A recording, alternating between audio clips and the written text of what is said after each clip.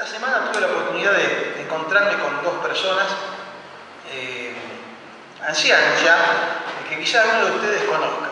Son personas conocidas, qué sé yo diría hasta importantes. Tal es así que uno de ellos escribió un libro muy leído, casi diríamos un bestseller, ¿no? De tan leído que es. Y del otro se ha escrito una biografía muy interesante y muy completa y detallada de su vida, tal que incluso tengo ejemplares en mi biblioteca de esos libros. Fue muy enriquecedor hablar con ellos, pudieron, como saben, esas charlas, ¿no? De las conversaciones, bueno, me compartieron de sus anécdotas cotidianas, de sus vidas, experiencias, me dieron consejos, me ilustraron acerca de la vida de un hijo de Dios. Y en la conversación surgió un tema del cual prácticamente continuamos toda la charla. Hablamos mucho, inclusive uno de ellos contó en relación a eso una experiencia que tuvo en su juventud y que prácticamente le marcó para el resto de su vida. Me pareció interesante compartir hoy con ustedes acerca de esa experiencia y de las anécdotas o de este tema en particular, las opiniones y consejos de ambos en relación a ese tema, ya que pueden servirnos a nosotros también. Incluso es un tema que por ahí lo hemos mencionado algunas veces en algún momento en esta noche, en más de una oportunidad. El asunto puntual empezó cuando uno de estos hombres comenzó a contar lo que le había sucedido. Y para no errarle y no irme en cosas que no correspondan, voy a extraer del relato que cuenta su biografía para contarles qué es lo que pasó. Dice así: hubo en tierra de Uz un varón llamado Job, y este hombre era perfecto y recto, temeroso de Dios y apartado del mal. Capaz que usted lo tiene el libro también. Ya todos tenían su Biblia. Bueno, búsquenlo, el libro de Job. Miren, esta semana estuve con Job y estuve con otro más que después le voy a decir quién es.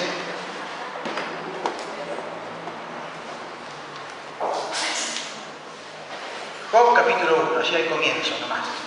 Y tengan abierto porque vamos a leer varios textos aquí de Job, porque él, de cierto modo, se abrió y contó su vida y su experiencia, ¿no?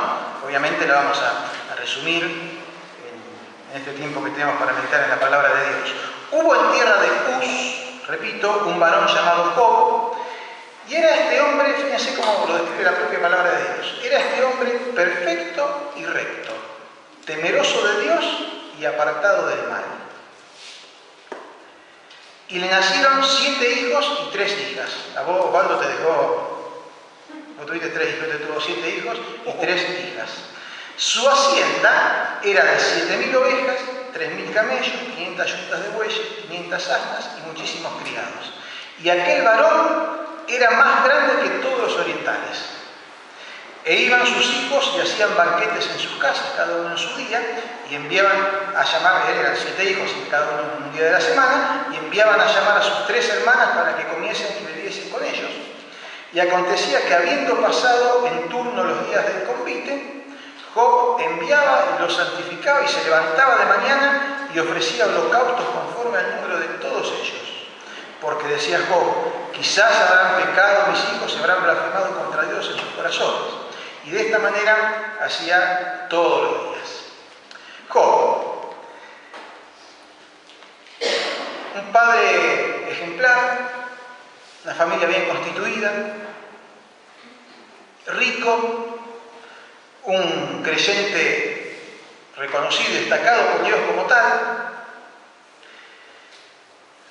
Realmente una buena vida, lo que diríamos nosotros desde el punto de vista humano, ¿no? Una buena vida, una buena familia, un buen pasar, una buena ocupación, y su preocupación principal era agradar a Dios, ¿no? Y que sus hijos y su familia también agradaran a Dios. Así que bueno, este era Job. Dice el versículo 6, un día vinieron a presentarse delante de Jehová los hijos de Dios, entre los cuales también vino Satanás. Y dijo Jehová a Satanás, ¿de dónde vienes? Respondiendo Satanás a Jehová le dijo, de rodear la tierra y de andar por ella. Esto le gusta mucho a Satanás, ver qué pueda estar haciendo por ahí. Y Jehová dijo a Satanás, ¿no has considerado a mi siervo Job, que no hay otro como él en la tierra, varón perfecto y temeroso de Dios, perfecto y recto, temeroso de Dios y apartado del mal? Respondiendo Satanás a Jehová le dijo, ¿acaso teme Job a Dios de balde? ¿No le has cercado alrededor de él y a su casa y a todo lo que tiene? ¿Se entiende la frase, no?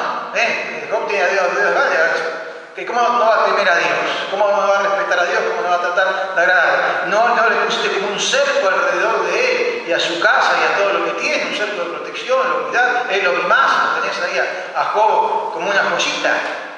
Al trabajo de sus manos has dado bendición. Por tanto, sus bienes han aumentado sobre la tierra. ¿Cómo no va a ser así Job? Pero le dice Satanás a Dios, extiende ahora tu mano y toca todo lo que tiene, y verás si no blasfema contra ti en tu misma presencia. Dijo Jehová a Satanás, he aquí, todo lo que tiene está en tu mano. Le dijo Dios a Satanás, todo lo que Job tiene está en tu mano. Solamente no pongas tu mano sobre él. Y, seguramente no lo dice acá, pero seguramente contento, salió Satanás de delante de Jehová.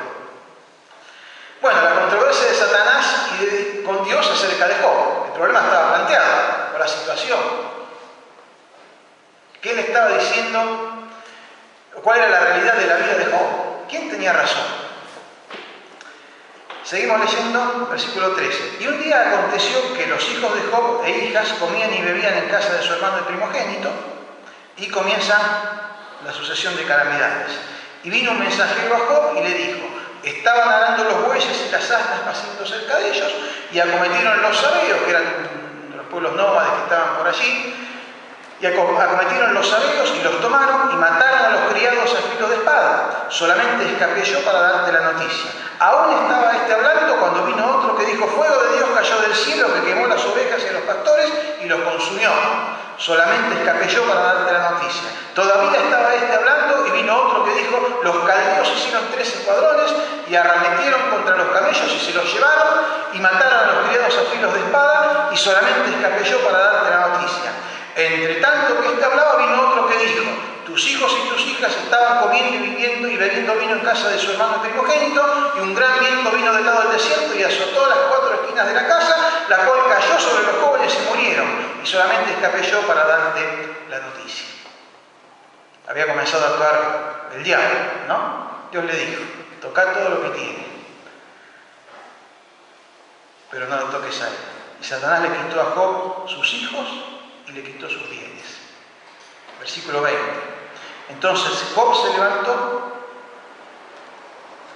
y rasgó su manto y rasuró su cabeza y se postró en tierra y adoró. Todas ellas eran señales de duelo, señales de dolor, ¿no? Rasgó su manto, rasuró su cabeza, se postró en tierra y adoró y dijo: desnudo salí del vientre de mi madre y desnudo volveré allá. Jehová dio y Jehová quitó. Sea el nombre de Jehová bendito. En todo esto, destaca el escritor, no pecó Job ni atribuyó a Dios despropósito alguno. Con cuánto menos nosotros a veces atribuimos a Dios algún despropósito, ¿no? Con cuánto menos de lo que le sucedió a Job.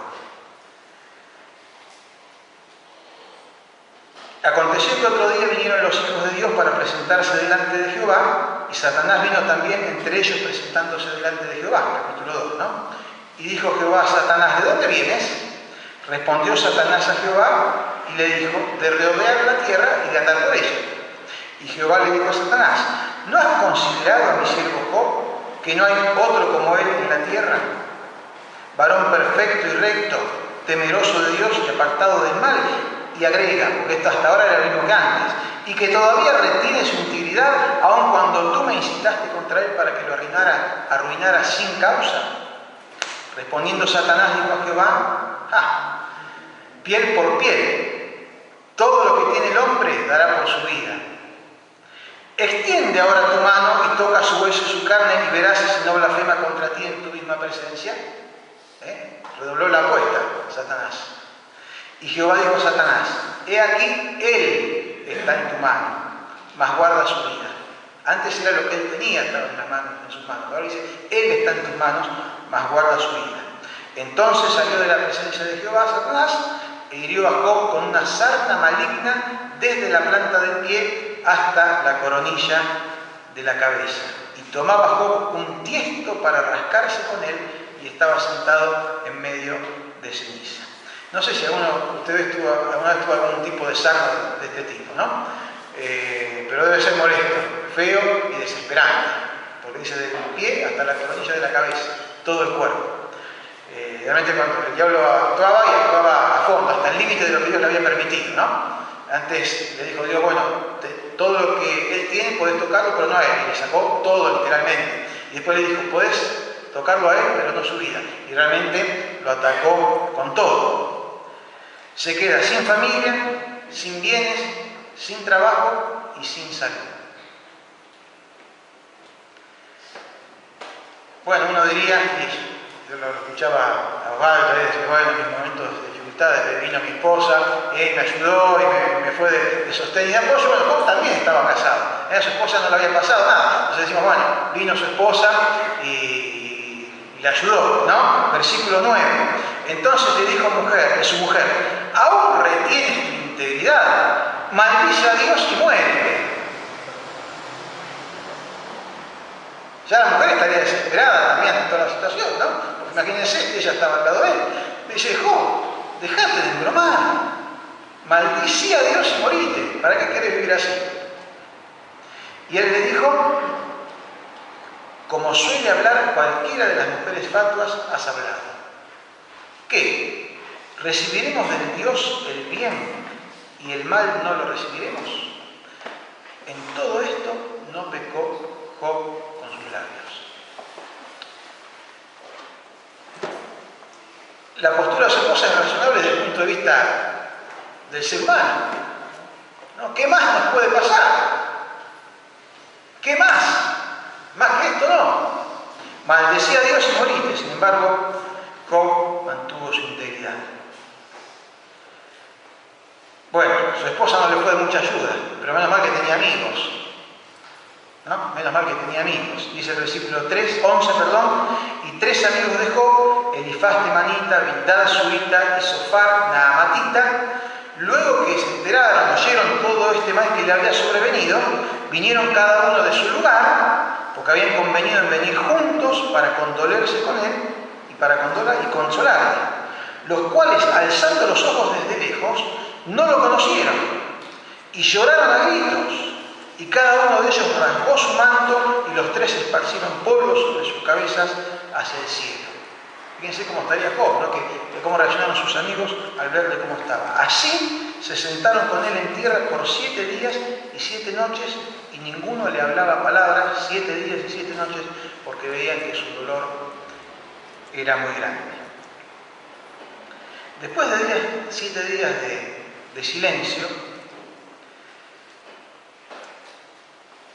es como que Job explotó, ¿no? Y habló.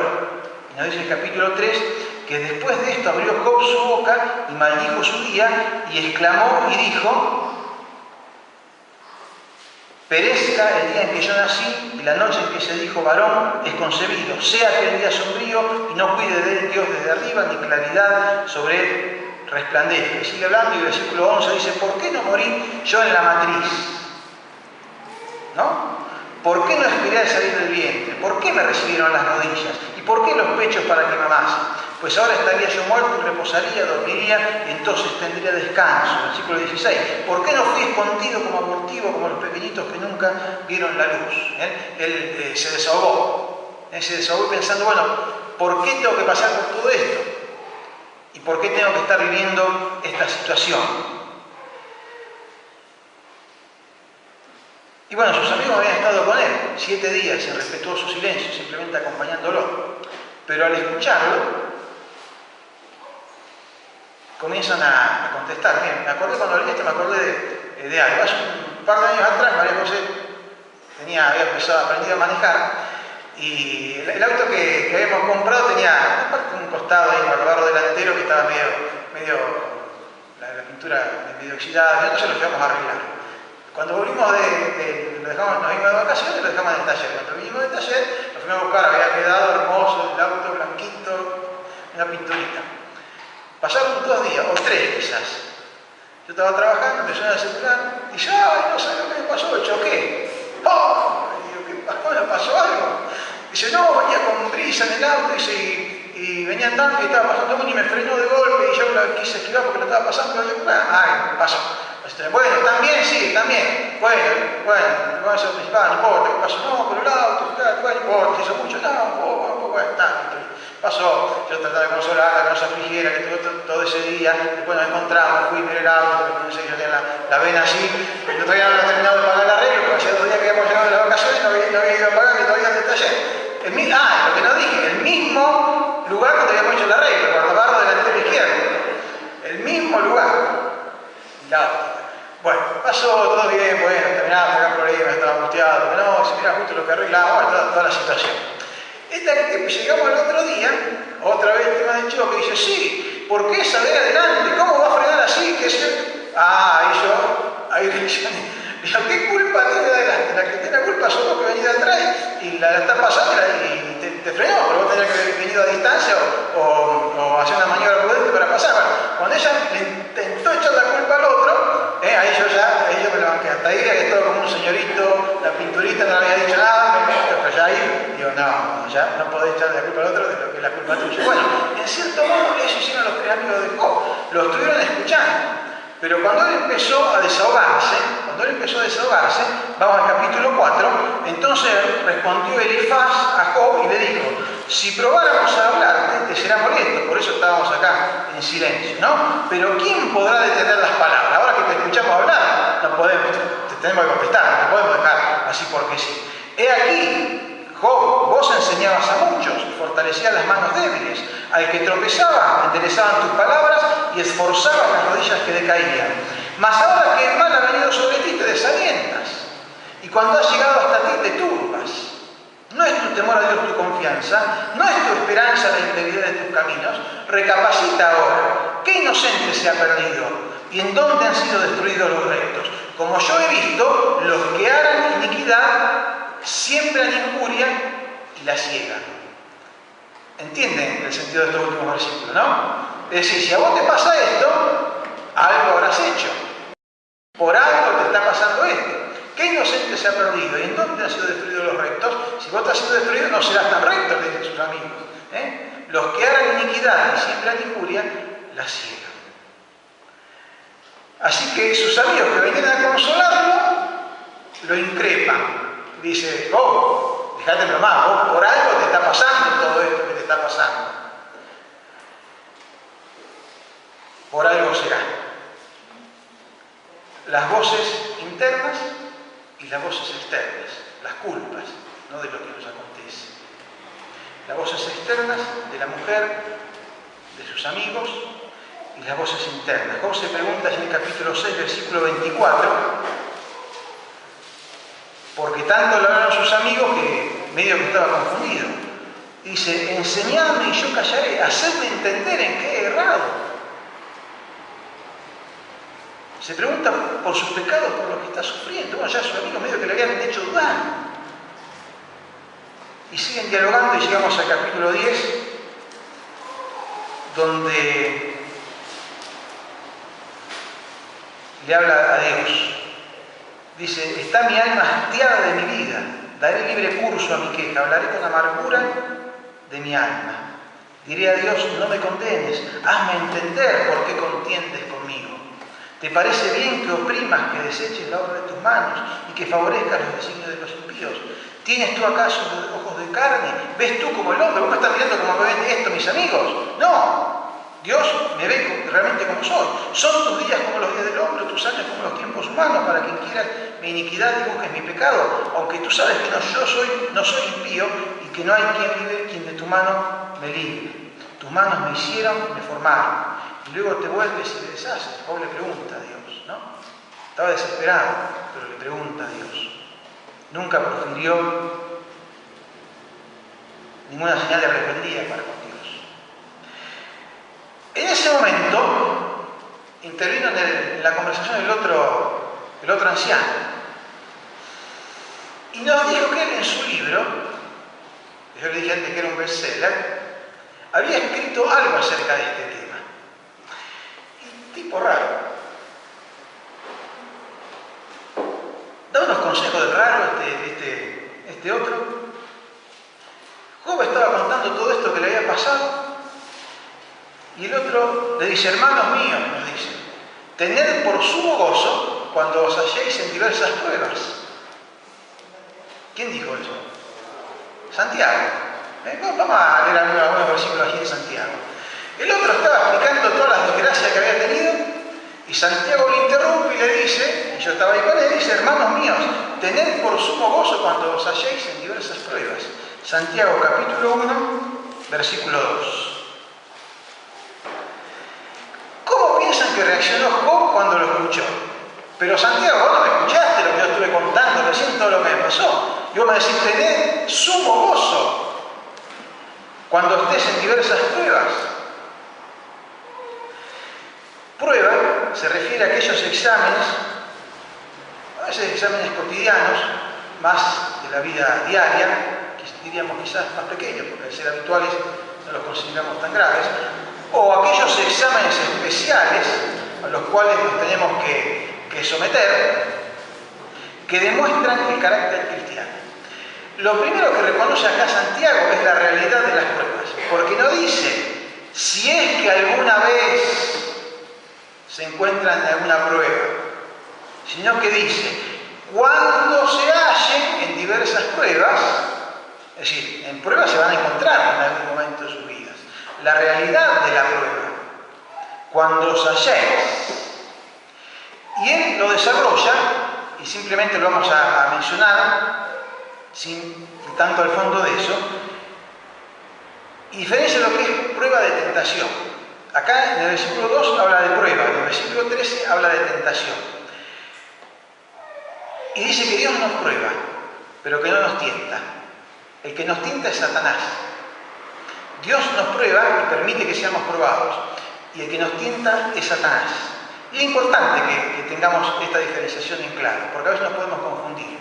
Porque Dios nos prueba para que de nuestro ser aflore lo mejor. Cuando Dios nos presenta una situación y nos somete a prueba, lo que Dios quiere es que nosotros triunfemos sobre la prueba y que de nuestro interior surja lo mejor, que se acreciente nuestra fe, que se acreciente nuestra dependencia de Él, que demostremos la fuerza que de Él viene y que está en nuestras vidas.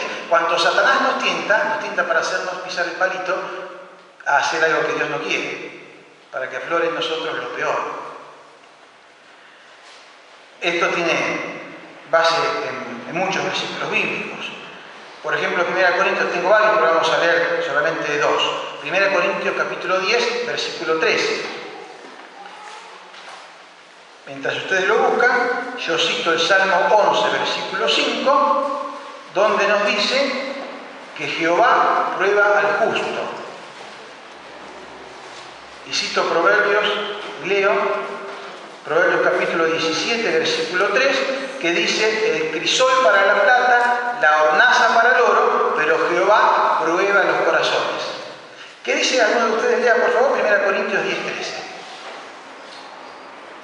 No os ha sobrevenido ninguna tentación que no sea humana, pero fiel es Dios, que no os dejará ser tentados más de lo que podéis resistir, sino que dará también juntamente con la tentación la salida para que podáis soportar. Y volviendo a Santiago, en el capítulo 1, versículo 13, dice: cuando alguno es tentado, no diga que es tentado de parte de Dios, porque Dios no puede ser tentado por el mal, ni Él tienta a nadie. Tentación es una incitación a hacer algo contrario a la voluntad de Dios. El cristiano puede enfrentar con gozo la prueba, y este es el sentido de lo que intento transmitir.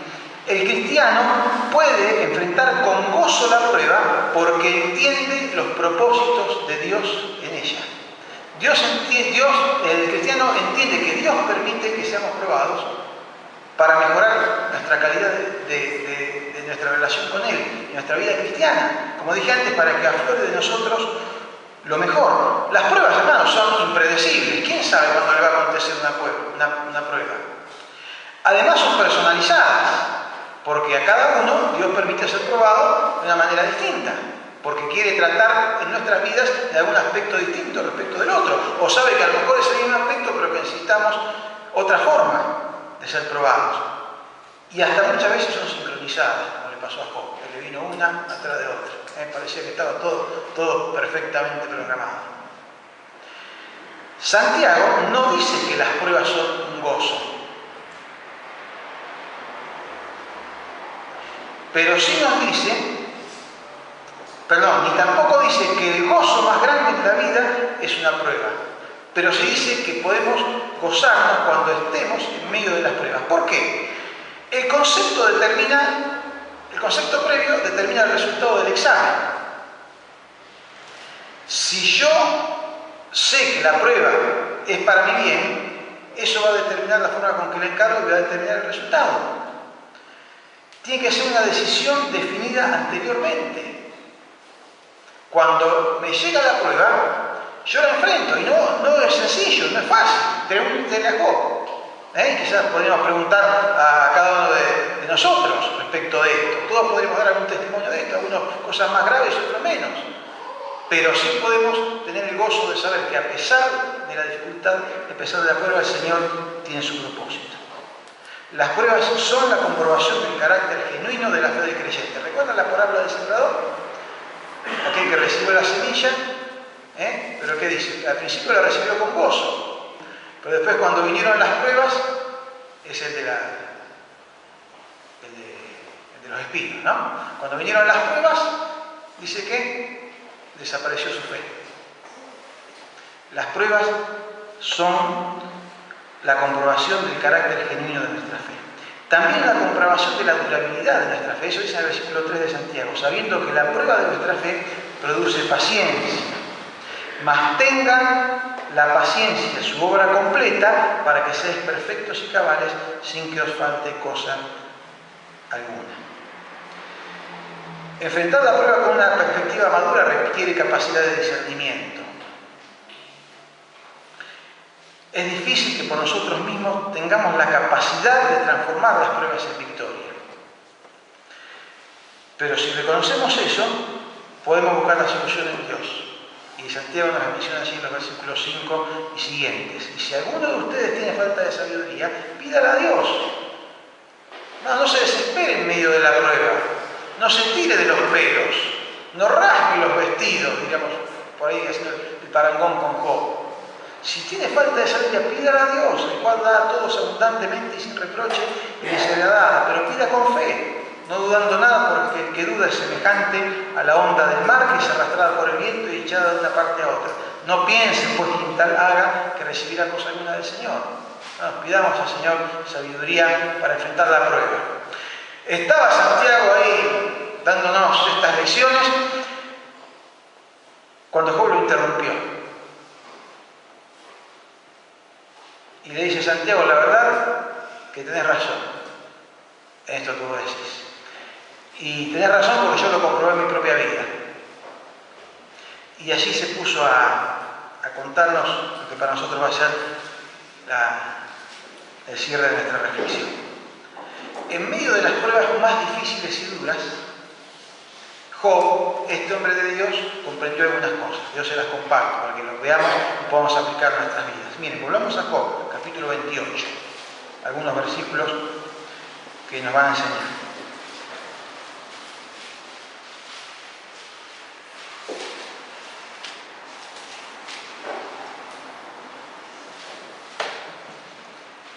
Job comprendió que debía buscar la sabiduría de Dios para hacer frente a las pruebas con la actitud correcta. Si no, hubiera debido hacer lo que su esposa le dijo. Maldecía a Dios y morite. Job capítulo 28, versículos 12 y 13. Mas, ¿dónde se hallará la sabiduría?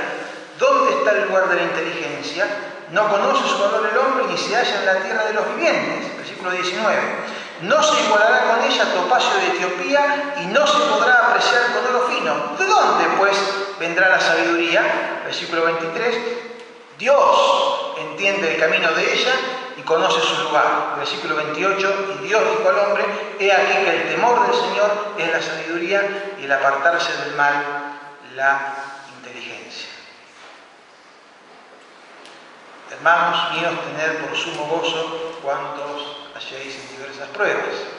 Sabiduría. También comprendió Job que debía descansar en el amor, en el poder, en el conocimiento y el propósito del Señor. En el amor, porque Dios, él sabía que Dios le ama. Hermanos, nosotros sabemos que Dios nos ama. En el poder, porque sabemos que Dios puede hacer frente a cualquier situación, aunque nosotros no podamos y nos parezca imposible. En el conocimiento, porque podemos tener la certeza de que Dios sabe lo que nos está pasando y está esperando que acudamos a Él. Y en el propósito del Señor, porque sus propósitos para con nosotros son los mejores. Lástima que muchas veces nuestros propósitos para con nosotros mismos no son los mejores, porque buscamos otro camino que no es el del Señor. Esto Job lo expresa en el capítulo 23, versículo 10. Mas Dios conoce mi camino, me probará y saldré como oro. Mis pies han seguido sus pisadas, guardé su camino y no me aparté. Del mandamiento de sus labios nunca me separé. Guardé las palabras de su boca más que mi comida. Pero si Él determina una cosa, ¿quién lo hará cambiar? Su alma deseó e hizo. Él pues, Dios pues, acabará lo que ha determinado de mí. Y muchas cosas como estas hay en Él. Él acabará lo que ha determinado en mí. ¿Se acuerdan de la frase del apóstol Pablo allí en la carta a los Filipenses? El que ha comenzado en ustedes la buena obra será fiel en completarla. Será fiel. Y Dios no cambia. Eso es lo que estuvimos reflexionando durante todo el tiempo de la adoración. No, Dios es fiel y Dios no cambia. Descansar en el amor, el poder, el conocimiento y el propósito del Señor. Debía mantener viva la esperanza, porque muchas veces debemos reconocer que hay situaciones que hasta nos hacen dudar de la esperanza. Job se dio cuenta que debía mantener viva la esperanza, porque más allá de la situación circunstancial adversa, le aguarda un destino glorioso. Capítulo 19, versículos 25 al 27. Yo sé que mi Redentor vive, dice Job, y estaba ahí postrado, rascándose, porque no podía estar más. Yo sé que mi Redentor vive y al fin se levantará sobre el polvo, y después de deshecha esta mi piel, en mi carne de ver a Dios, al cual veré por mí mismo. No me lo van a contar, no me van a mostrar fotos, no me lo van a pasar por WhatsApp. Mis ojos le verán y no otro, aunque mi corazón ahora desfallece dentro de mí, pero yo sé que voy a ver a mi Redentor, el Redentor vive. Mantener viva la esperanza cuando parece que todas las puertas están cerradas, porque la puerta del cielo no está cerrada. Y finalmente, debía refugiarse en el Señor en ese mientras tanto y aprender a escuchar su voz, charlar con Él, estar en intimidad y comunión. Fíjense, algunos versículos sueltos que nos hablan de este diálogo. Capítulo 38 comienza diciendo: respondió Jehová a Job desde un torbellino y le dijo, etcétera, etcétera. En el capítulo 40, después que Dios estuvo hablando, además siguió hablando, respondió Jehová a Job. Y en el versículo 3 dice: entonces respondió Job a Jehová, y se entabló ese diálogo, esa comunión. Y el versículo 6 dice: y respondió Jehová a Job desde el torbellino. Y en el capítulo 42 respondió Job a Jehová. En estas condiciones que mencionamos, las pruebas, las dificultades, los sufrimientos, nos dice Job, nos enseña él, fueron medios para conocer más íntimamente a Dios y crecer en su vida, crecer en su experiencia y afirmarse en su camino. Job capítulo 42, versículos 2 al 5. Podemos leer desde el 1 hasta el 5. ¿Lo leemos juntos? Respondió Job a Jehová y dijo: yo conozco que todo lo puedes y que no hay pensamiento que se esconda de ti. ¿Quién es el que oscurece el consejo sin entendimiento? Por tanto, yo hablaba lo que no entendía, cosas demasiado maravillosas para mí que yo no comprendía. Oye, te ruego y hablaré, te preguntaré y tú me enseñarás. De oídas te había oído, mas ahora mis ojos te ven. Este fue el resultado de la prueba. Así que, hermanos, sabemos que vamos a pasar por pruebas, es inevitable, es parte de nuestra existencia, es parte de nuestra vida, y Dios permite que pasemos por esas pruebas, pero Dios tiene su propósito, ¿no? Y nos invita a tener esta actitud previa, saber que cuando lleguen las pruebas debemos enfrentarlas con esta actitud que Job y Santiago nos enseñan, ¿no? Para que realmente podamos transformarlas en victoria. Así que bueno, si estamos en este momento atravesando una prueba, que nos sirva este pensamiento de la palabra del Señor para alentarnos y ayudarnos a enfrentarlas. Y si no, a prepararnos para que cuando vengan sepamos enfrentarla con la sabiduría que Dios quiere. Dios tiene su propósito, y sus propósitos son lo mejor para nosotros.